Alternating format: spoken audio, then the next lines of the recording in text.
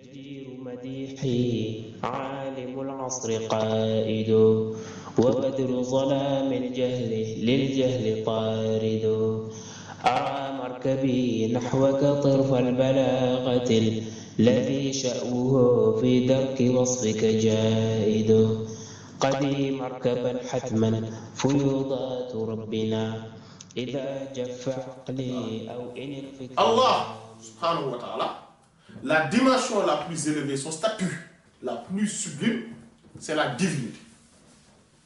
C'est pour cela que le mot Allah, qui indique, qui est l'essence même, c'est-à-dire qui est le nom de cette dimension divine, donc la divinité montre la divinité, donc indique à la divinité. C'est pour cela en entrant dans l'islam, on dit la ilaha illallah. Il n'y a aucune divinité à part Allah. Donc, on met en valeur la divinité. On ne met pas en valeur le fait qu'il a créé. On ne dit pas que personne n'a créé les choses à part Allah. Ce n'est pas la création. Hein? On ne met pas en valeur le fait que c'est lui qui donne les subsistances des gens. On ne met pas en valeur le fait qu'il est miséricordieux. On ne met pas en valeur le fait qu'il est... En tout cas, les autres, qu'il est généreux, etc. On met en valeur la divinité. Et la divinité englobe toutes les autres quoi? Dimensions. Voilà. Surtout relationnel. Entre le créateur, c'est-à-dire Allah, le vrai, et la création. Al-Khalq, c'est-à-dire tout ce qui est en dehors d'Allah, tout ce qui n'est pas Allah. Donc c'est la divinité. Donc c'est pour ça. Aussi, la dimension la plus sublime du prophète, sallallahu alayhi wa sallam, Sayyidina Muhammad sallallahu alayhi wa sallam, c'est le fait qu'il soit envoyé d'Allah.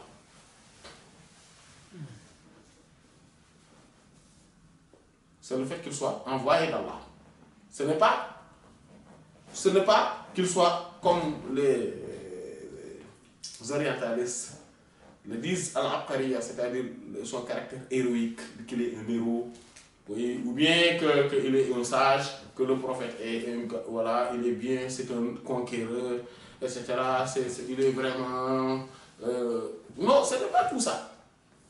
La dimension la plus sublime du prophète, et qu'on doit reconnaître d'abord, avant tout, c'est le fait qu'il est envoyé d'Allah. C'est cette dimension-là qui est la dimension la plus élevée du prophète. Sallallahu alayhi wa sallam. Donc, si on n'accepte pas cette dimension du prophète sallallahu alayhi wa sallam, c'est comme si on n'a rien accepté de lui. Ce n'est pas, il y a aucune importance de dire que oui, je vais faire des éloges du prophète sallallahu alayhi wa sallam sans soulever, sans accepter d'abord au préalable cette dimension de cette prophétie, du fait qu'il est l'envoyé d'Allah sallallahu alayhi wa sallam et le dernier des envoyés. Par exemple, on ne peut pas dire comme beaucoup le pensent. Ils pensent que, par exemple, vous voyez, il y a un texte, un poème que Victor Hugo a écrit sur le prophète sallallahu alayhi wa sallam, en disant, je pense, voilà, il a parlé de l'an 9, de l'Hégire, etc.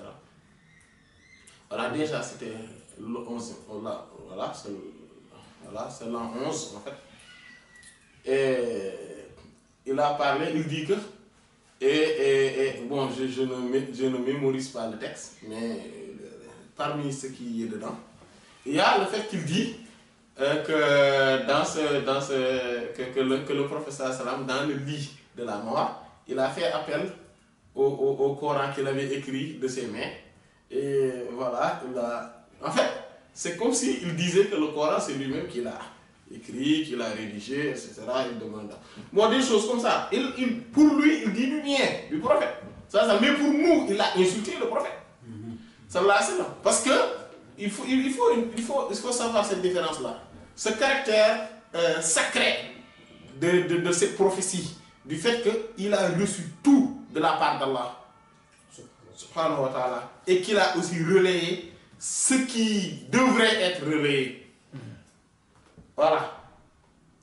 Ça, cette dimension-là, c'est la dimension la plus élevée, la plus considérable, la plus sublime du prophète sallallahu alayhi wa sallam. Et ça, il faut le reconnaître. Quelqu'un ne peut pas être musulman en se disant que je sais que le prophète sallallahu alayhi wa sallam est gentil. Ou c'était une personne vraiment merveilleuse.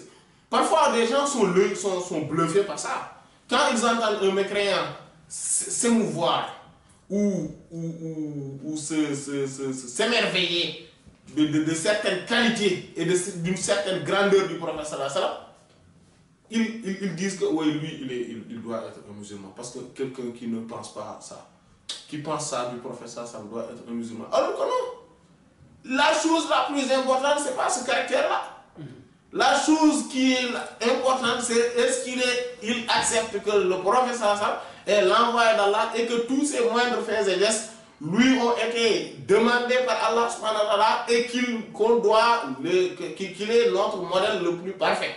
Et que c'est lui qu'Allah a envoyé pour qu'il nous enseigne ce que Allah veut qu'on le fasse, c'est-à-dire pour pouvoir remplir et accomplir les droits de la divinité que l'on professe dans l'expression La ilaha illallah. Il faudrait accepter quoi? Que Sayyidina Muhammad sallallahu alayhi wa sallam est Rasulullah, c'est-à-dire l'envoyé d'Allah. C'est ça. C'est pour cela que celui qui dit La ilaha illallah et ne dit pas Muhammad Rasulullah sallallahu alayhi wa sallam n'est pas encore entré dans l'islam. D'ailleurs, certains djinns là, les djinns chrétiens ou juifs, quand ils veulent bluffer quelqu'un, ils lui disent que moi j'accepte La ilaha illallah. Ils lui disent ça. De ce fait, le gars, s'il ne comprend pas, il va dire que c'est un musulman. Oui, bon, donc c'est bon, on va le laisser partir. Mais quand on lui dit, maintenant, non, il faut dire aussi, il faut compléter. Vous voyez qu'il commence à refuser. Non, je n'accepte pas. Et maintenant, quand on les menace de mort, de quelque chose comme ça, et là, ils vont essayer à un moment donné, préférer de quand même rester en vie, donc d'entrer dans l'islam, en prononçant la formule complète.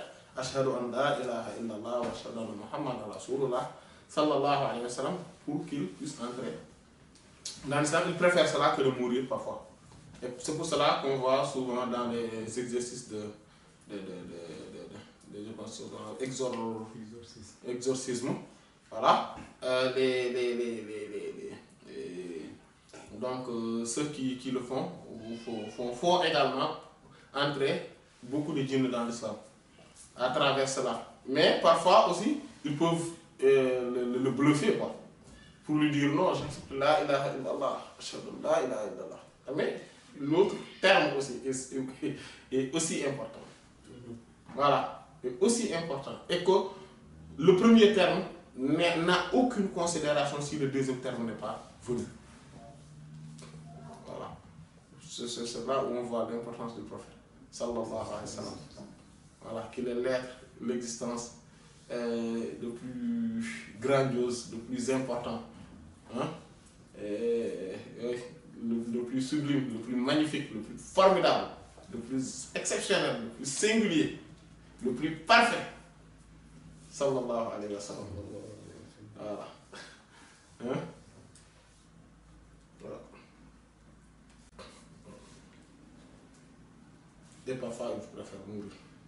Les djinns, parfois, on préfère mourir que de dire ça. Parce qu'en fait, chez les djinns, il n'y a pas d'hypocrite. En fait, l'hypocrite existe chez les humains. Mais chez les djinns, il n'y a pas d'hypocrite. Voilà. Soit ils acceptent, soit ils n'acceptent pas. Voilà. Mais dès qu'ils acceptent, c'est parce qu'ils sont croyants. Est-ce que l'acceptation est définitive aussi? Voilà, c'est une acceptation définitive. Mais quand ils acceptent, c'est parce qu'ils sont croyants, qu'ils sont convaincus que voilà. Donc ça, il faut le faire. Sinon, ils ne l'acceptent pas.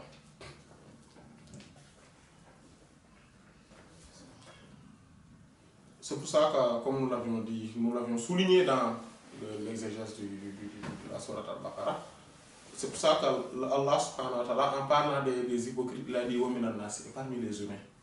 il y a man yaqulu amanna billahi wa bil yawmil akhir wa ma hum bimu'minin. Voilà, il n'a pas fait comme les autres. Par les autres, il a juste dit. Mais quand il est arrivé chez les hypocrites, il a dit parmi les humains. C'est-à-dire que, parce que, voilà, chez les djinns, il n'y a pas d'hypocrite. Parmi les humains, il y en a qui disent que nous croyons à Allah et au jour du jugement dernier, ou bien au dernier jour, mais en réalité, ils ne croient en rien. بك العلم ظاهر وما شك تلميذ وما خاب رائد إليك انتهى الإحسان والجود والعلا بك الدين لا يخلو بك الحق صاعد نفائس عرفان كنظم اللآل بل كذرات أصداف لك الفصل خامد ولي صميم محسن أنت عارف وقور عدول كيد إبليس فاسد